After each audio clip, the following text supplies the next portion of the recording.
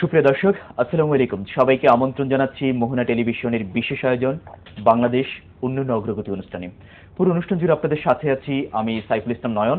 আমরা বাংলাদেশের উন্নয়ন কর্মকাণ্ডে বিভিন্ন বিষয় নিয়ে কথা বলে থাকি।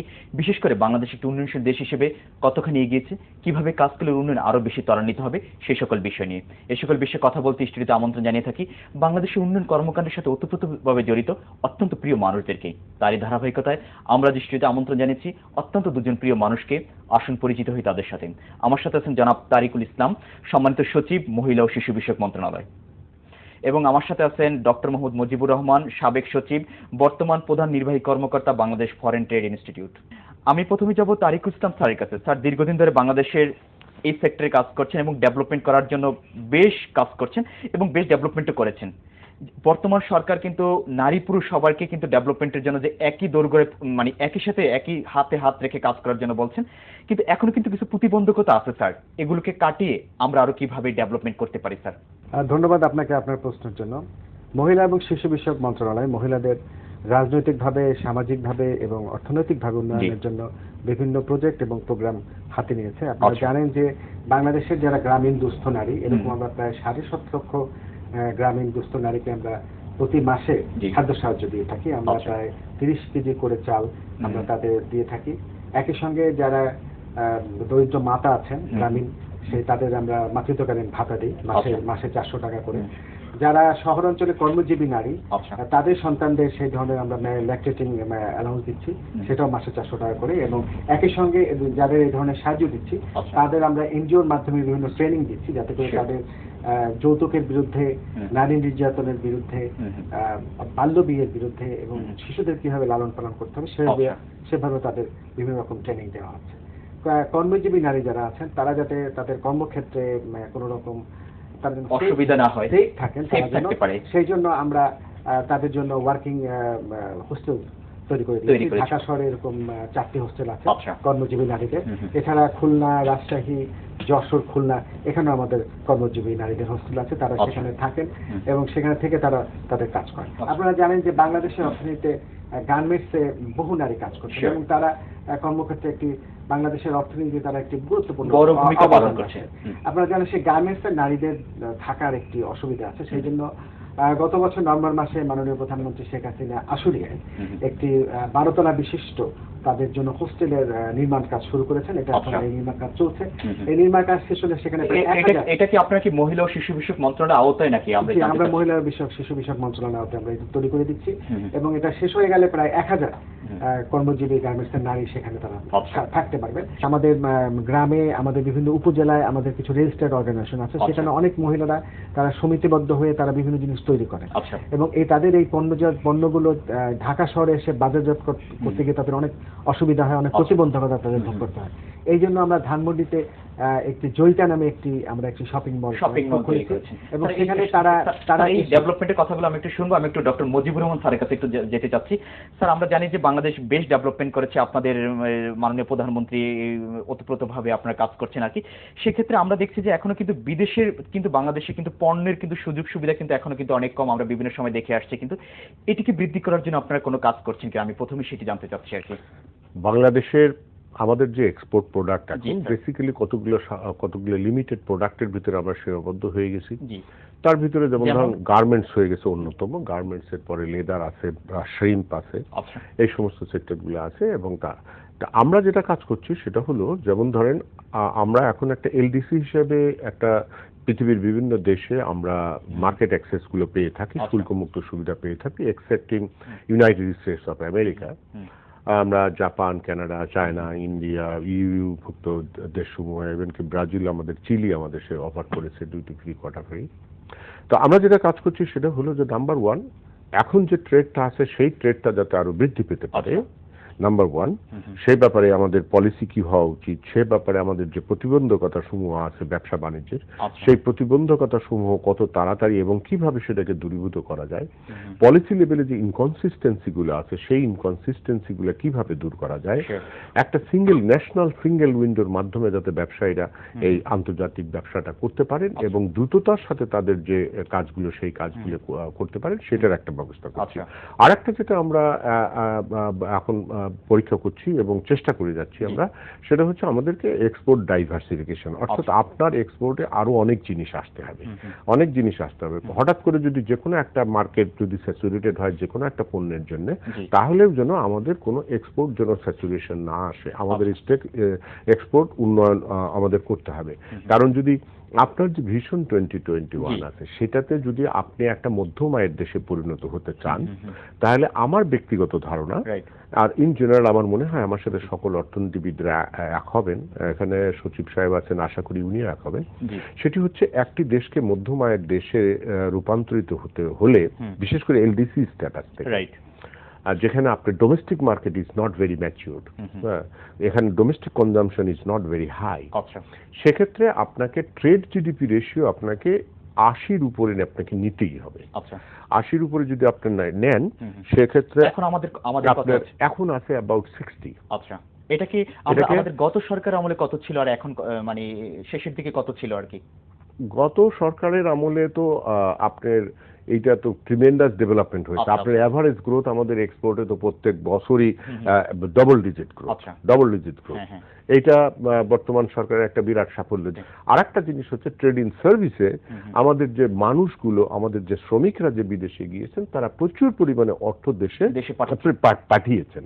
আমরা ট্রেড ফ্যাসিলিটেশনের অন্যান্য যে বিষয়গুলো রয়েছে, কাস্টমসকে সিম্পলিফিকেশন অফ কাস্টমস, ঢাকার থেকে আপনি চিটাগং যাওয়া সহজীকরণ, এটা কিন্তু এখনো কিন্তু অনেকে দেখছি প্রতিবন্ধকতা আছে স্যার, আমরা ঠিকমতো কিন্তু এটা কিন্তু করতে পারছি না।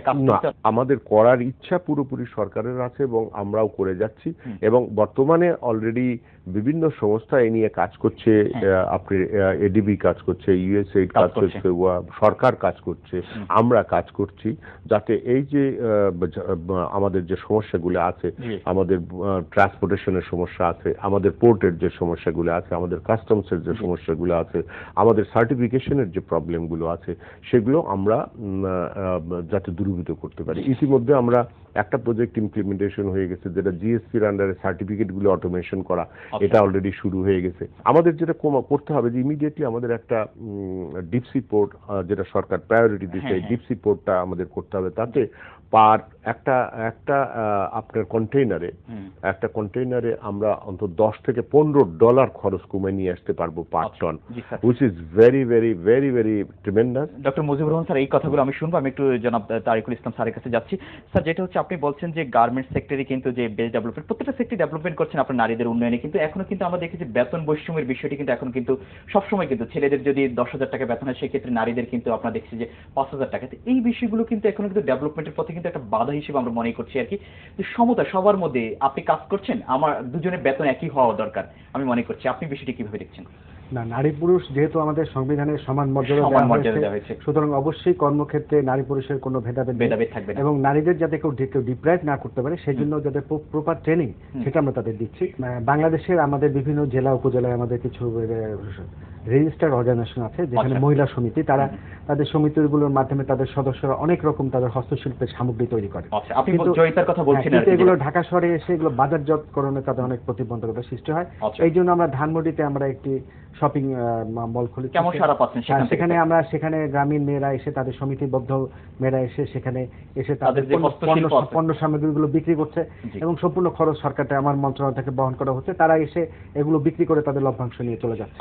এবং একই সঙ্গে তাদের যদি কোনো থাকার জায়গা অসুবিধা হয়, সেই জন্য লালমাটি আমাদের একটি হোস্টেলও আছে, সেই সুবিধাটাও আছে, সেটাও আমরা তাদের দিচ্ছি। এবং তাদের পণ্যের মানের উন্নয়ন করার জন্য আমরা ডিজাইনার আমাদের নিয়োগ করেছি, এবং সেই ডিজাইনাররা তাদের ট্রেনিং দিচ্ছে, এবং তাদের পণ্যের যে খুঁটিনাটি কিছু ভুল টুল থাকে সেগুলো তাদের দেখিয়ে দিচ্ছে। এবং এতে আমি মনে করি তারা অর্থনৈতিকভাবে অনেক সমৃদ্ধি, তারা ক্ষমতায়িত হচ্ছে। একই সঙ্গে ঢাকার যে জয়িতা, এটা সাফল্যের পরে আমরা ময়মনসিংহ হালুয়াঘাটে সেখানে আমরা আরেকটি জয়িতা খুলেছি। সেখানেও প্রায় আমার 150 জন মহিলা, তারা আমাদের সেই হালুয়াঘাটের জয়িতায় তারা ব্যবসা করছেন, তাদের পণ্য সামগ্রী বিক্রি করছেন। আমরা সেটা ভিজিটও করেছি। এর মাধ্যমে আপনি মনে করছেন যে কর্মসংস্থান যেটা বড় সুযোগ সৃষ্টি হচ্ছে নাকি এই সেক্টরে, আপনি কি মনে করেন? অবশ্যই কর্মসংস্থান সৃষ্টি হচ্ছে, এবং আপনারা জানেন যে বাংলাদেশের সংবিধানে বাংলাদেশের মেয়েদের জন্য কোটা পদ্ধতির ব্যবস্থা করা হয়েছে। গেজেটেড এবং নন গেজেটেড চাকরিতে বঙ্গবন্ধু যখন ক্ষমতায় ছিলেন, বাংলাদেশ স্বাধীন হওয়ার পরে জাতির পিতা বঙ্গবন্ধু এই ব্যবস্থা রেখেছিলেন যাতে মহিলারা পিছিয়ে না পড়েন। পিছিয়ে পড়া ওরা মহিলারা যাতে এগিয়ে যেতে পারেন এবং দ্রুত এগিয়ে যেতে পারেন, সেই জন্য গেজেটেড চাকরি এবং নন গেজেটেড চাকরিতে কোটা ব্যবস্থা করেছিলেন এবং তার ফল এখন আমরা পাচ্ছি। এখন বাংলাদেশের সচিব হতে আরম্ভ করে জেলা প্রশাসক, পুলিশ সুপার, সেনাবাহিনী, নৌবাহিনী, বিমান বাহিনী, সব জায়গায় আমরা দেখছি এখন মেয়েরা কাজ করছেন এবং মেয়েরা দেশে বিদেশে কাজ করছেন এবং জাতিসংঘের শান্তিরক্ষা বাহিনীর মেয়েরা কাজ করছে। স্যার, আরেকটি বিষয় হচ্ছে যে নারী নীতিমালা আপনারা যেটা তৈরি করেছেন সেইটা নিয়ে অনেকের অনেক প্রশ্ন আছে, বিভিন্ন জন বিভিন্ন দ্বিমত পোষণ করছে এই বিষয় নিয়ে। এই বিষয়টি নিয়ে আরো কথা শুনবো, তার আগে ছোট্ট একটা বিরতিতে যাব। সুপ্রিয় দর্শক, আমরা যাব বাংলাদেশ উন্নয়ন অগ্রগতি অনুষ্ঠান ছোট্ট একটা বিরতিতে। আশা করছি আমাদের সাথেই থাকবেন।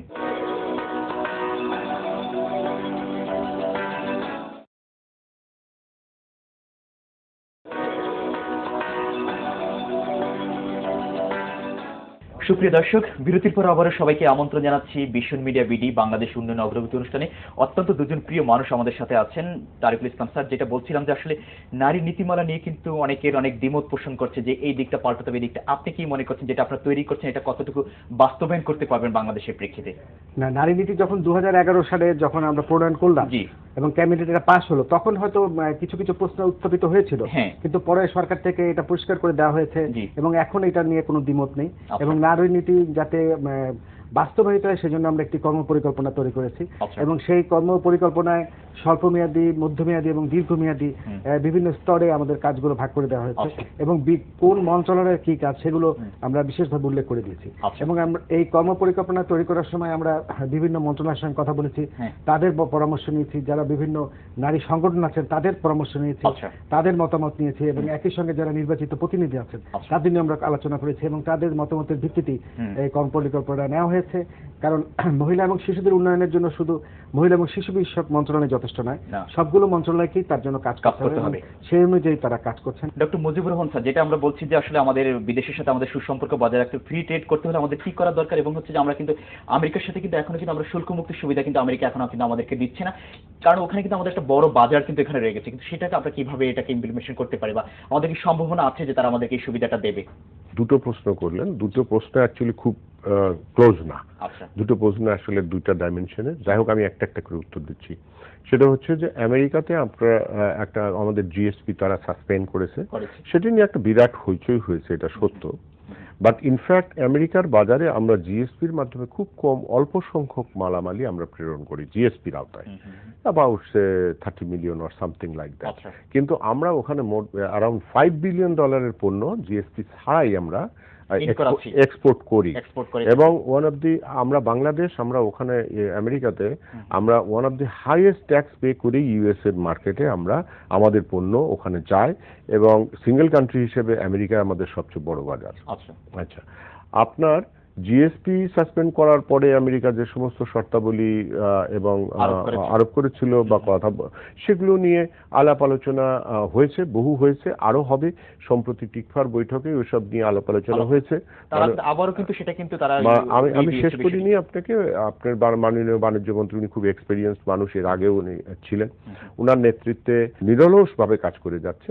আমাদের সঙ্গে আমেরিকার অত্যন্ত ভালো সম্পর্ক, বিকজ আমি আপনাকে বললাম যে সিঙ্গেল কান্ট্রি হিসেবে আমেরিকা আমাদের সবচেয়ে বড় মার্কেট এবং আমেরিকা থেকে এই GSP I think it is an over reaction আমেরিকার পক্ষ থেকে, বিশেষ করে লেবার ইউনিয়নগুলি। আপনি তো জানেন আমেরিকার যে লেবার ইউনিয়নগুলি আছে দে আর ভেরি স্ট্রং।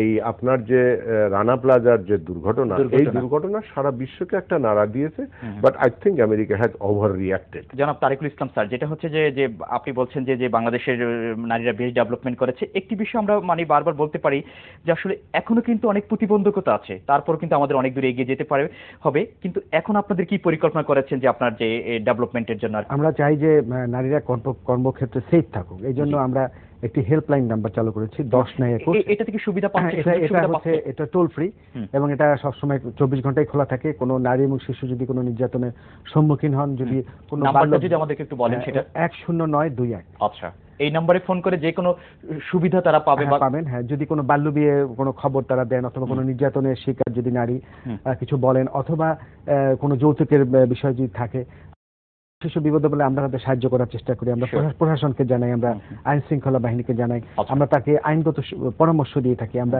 যদি কোনো এনজিওর সঙ্গে যোগাযোগ করতে হয় আমরা তাকে করি। এবং আমাদের কিছু ওয়ান স্টপ ক্রাইসিস সেন্টার আছে বাংলাদেশের 8টি মেডিকেল কলেজে, সেখানে কোনো নির্যাতিত নারী আসলে আমরা তাদের চিকিৎসা, তাদের আইনগত সুবিধা, মহিলা পুলিশের মাধ্যমে মামলা, মহিলা অ্যাডভোকেটের মাধ্যমে তাদের মামলা পরিচালনা করা এবং তাদের মনোসামাজিক কাউন্সিলিং এর ব্যবস্থা করি। এবং বাংলাদেশের 40টি জেলা এবং 20টি উপজেলা আমরা ওয়ান স্টপ ক্রাইসিস সেলও সেখানে আমরা স্থাপন করেছি, যেখানে নির্যাতিত নারী শিশুরা আসলে তাদের আমরা সকল রকম সাহায্য করে থাকি। মফস্বলে কিন্তু আমরা এই বিষয়টা কিন্তু দেখছি যে আপনার বাল্য বিবাহ থেকে শুরু করে আপনার যে যৌতুক প্রথা, এগুলো কিন্তু এখনো কিন্তু মানে অনেক সময় কিন্তু আমরা দেখি থাকি কিন্তু আমরা গণমাধ্যমে, কিন্তু এগুলোকে একেবারে উৎখাত করা কি কোনোভাবে কি সম্ভব কিনা? হ্যাঁ, এগুলো উৎখাত করতে হবে এবং এগুলোর হার অনেক কমে গিয়েছে। এবং আমরা বাংলাদেশের প্রায় 7টি জেলার 400টা ইউনিয়নে কিশোর কিশোরী ক্লাব করেছি, সেখানে 20টি কিশোরী এবং 10টি কিশোর সপ্তাহে 2 দিন বসে এবং তারা এইসব বিষয়গুলো আলোচনা করে। এবং এই ক্লাবের সঙ্গে আমরা কিন্তু তাদের অভিভাবকদের জড়িত করেছি এবং তাদের এই বাল্য বিয়ের কুফল, যৌতুক প্রথার কুফল এবং এই ধরনের স্কুল থেকে যারা পড়াশোনা থেকে যারা ড্রপ আউট না হয়ে যায় এগুলো তাদের বলা হয়। এবং এই তারা এতখানি উদ্বুদ্ধ হয়েছে যে যদি কোনো বাল্য বিয়ের খবর তারা পায় তাহলে তাদের অভিভাবকদের নিয়ে তারা সেখানে যায় এবং সেই মেয়েটি যাকে বাল্য বিয়ে দেওয়ার চেষ্টা করা হচ্ছে তার অভিভাবককে বোঝানো হয় যাতে করে এই বাল্য বিয়েটা বন্ধ হয়। আমার মন্ত্রণালয় থেকে চেষ্টা করা হচ্ছে যে শিশুরা যাতে পড়াশোনা থেকে ড্রপ আউট না হয়ে যায়, তারা বাল্য বিয়ের শিকার না হয়, তার জন্য কোনো হ্যাজার্ডাস ওয়ার্কে জড়িত না হয়, সেজন্য আমরা তাদের বৃত্তি দিচ্ছি।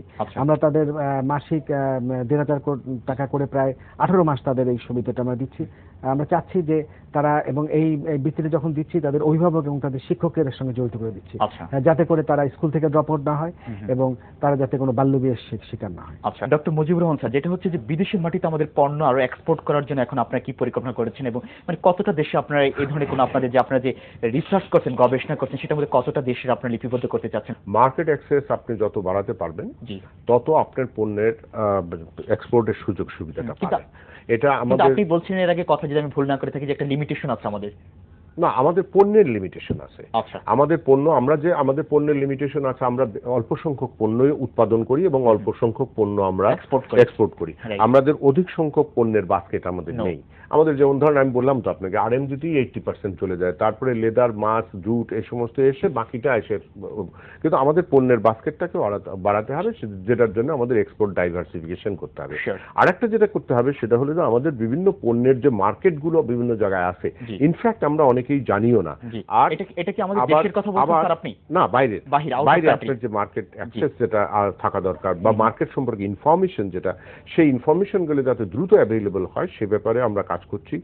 বিশেষ করে শুধু ট্রেড ইন গুডস নয়, আমরা যেটা এনাফ এমফাসিস দিচ্ছি, যেটা আপনি একটু আগে মহিলাদের বিষয়ে বললেন, আমরা কিন্তু মানুষের যে সার্ভিস, ট্রেড ইন সার্ভিসে, যেমন ধরেন বাংলাদেশে যদি আপনার ট্রেইনড নার্স থাকতো, এখন আপনি এক আমেরিকার মার্কেটে আপনি 50,000 নার্স পাঠাতে পারেন, কোনো সমস্যা নেই।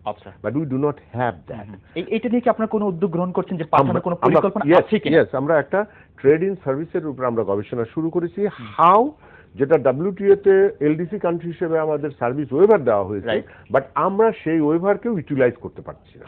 কেন পারছি না সেইটাকে ফাইন্ড আউট করার জন্য we are working in the BFTI and also in the ministry of commerce, including with other ministries. এটা করে আমাদের এই সার্ভিস সেক্টরটাকে ডেভেলপ করতে হবে। সুতরাং আমরা আশা করি যে খুব শীঘ্রই এ ব্যাপারে একটা নীতিমালা বা সরকারকে একটা সঠিক পরামর্শ দিতে আমরা সমর্থ হব এবং আমরা আশা করি যে by the year, within say couple of years or something like that, আমরা এই ট্রেড ফ্যাসিলিটেশনের কাজ এবং সার্ভিস সেক্টরে যে ওয়েভারটা, সেই ওয়েভার আমরা ইউটিলাইজ করতে পারবো। আমরা বেশ আশাবাদী। তরিকুল ইসলাম স্যার, যেটা স্যার বলছে যে কিছু কিছু প্রতিবন্ধকতা আছে এই সেক্টরে, এখন আপনি যদি মহিলা ও শিশু বিষয়ক মন্ত্রণালয়কে আরো বেশি ডেভেলপমেন্ট করার জন্য কি করা দরকার এবং প্রতিবন্ধকতা কি স্পেসিফিকলি ছোট্ট কথা আমাদেরকে বলুন, 30 সেকেন্ড। হ্যাঁ, 30 সেকেন্ড যে বলতে চাচ্ছি যে স্যার যেটা বললেন যে নার্সিং, আমরা চাচ্ছি বেসরকারি সংগঠন, বেসরকারি যে অর্গানাইজেশন আছে ওদের সঙ্গে মিলে কাজ করতে। যেমন আমি ডায়াবেটিক অ্যাসোসিয়েশনের সঙ্গে মিলে একটি সেগুনবাগে যে একটা মেয়েদের জন্য একটি ডায়াবেটিক হাসপাতাল, শেষ হয়ে গেছে, মাননীয় প্রধানমন্ত্রী উদ্বোধন করেছেন এবং সেটা খুব ভালোই চলছে। আচ্ছা। একই সঙ্গে আমরা হার্ট ফাউন্ডেশনের সঙ্গে মহিলা এবং শিশুদের যাতে যারা হার্টের রোগে তাদের জন্য আমরা কল্যাণপুরে একটা হাসপাতাল তৈরি করছি এবং আশা করি 15 সালে আমরা এটা উদ্বোধন করতে পারবো। স্যার যেটা বললেন যে নার্সিং পেশা যাতে আমরা আরো বেশি নার্স করতে পারি, সেজন্য আমি কয়েকটি বেসরকারি সংগঠনের সঙ্গে নার্সিং ইনস্টিটিউট তৈরি করার জন্য আমি পরিকল্পনা কমিশনে আমি প্রজেক্ট জমা দিয়েছি এবং এটা যদি আমাদের পাস হয় তাহলে আমরা 2-3টা নার্সিং ইনস্টিটিউট তৈরি করতে পারবো, যেটা সরকার এবং বেসরকারি সংগঠন একসঙ্গে করতে পারবে। আমি একটু যোগ করতে চাই, সেটা হলো মহিলাদের জন্য না, শুধু আমাদের মহিলা এবং ডিজেবলড কিছু লোক আছে, তারাও তো সমাজে এখন বার্ডেন হিসেবে মনে হয়, এদেরকেও ট্রান্সলেট করা যায় একটা ইকোনমিক এজেন্ট হিসেবে। সেটা আজকে এই ইন্টারনেটের যুগে বাংলাদেশে কিন্তু একটা বিপ্লব করে ফেলেছে এই সরকার, যেটা আমরা এখনো রিয়েলাইজ করি না। ঘরে ঘরে ইন্টারনেট, এটা কিন্তু LDC country, Bangladesh is the যে highest per capita internet consumption হলো বাংলাদেশ, কিন্তু আমরা এটাকে ইকোনমিতে ট্রান্সলেট করতে পারতেছি না।